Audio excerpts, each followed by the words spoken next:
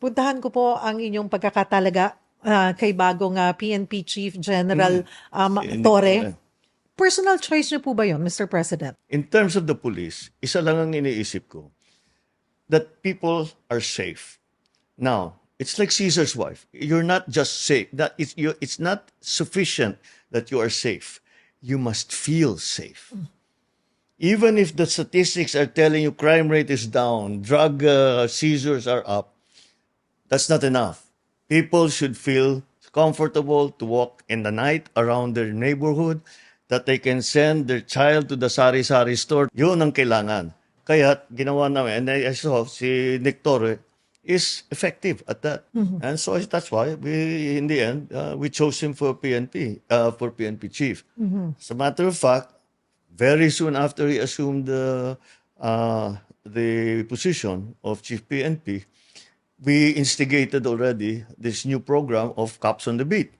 And nararamdaman na kagad. That's the only way to regain the trust. And that's the only way that people will feel safe. Well, whatever, kahit anong mangyari dito, si patrolman ganyan-ganyan, nandyan lang yan. Isang tawag lang, tatakbo na rito yan.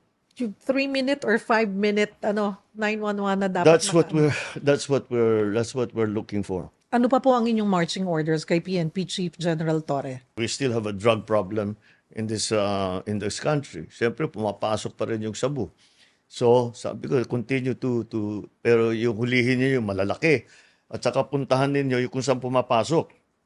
Yun ang isara natin. And we're slowly doing that. Ito ngayon, sinabi ko sa Coast Guard at saka sa PNP, bantayan na ninyo kasi ayokong bumalik sa merkado yan.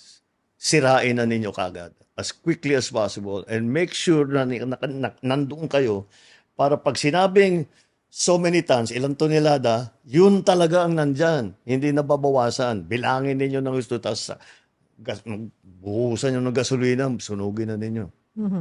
Paano po rin kaya mararamdaman yan sa like the barangay level, sa communities? Well, what is happening, because we were concentrating doon sa mga big time na drug syndicate, drug lord, may balita na bumabalik-balik sa mga barabarangay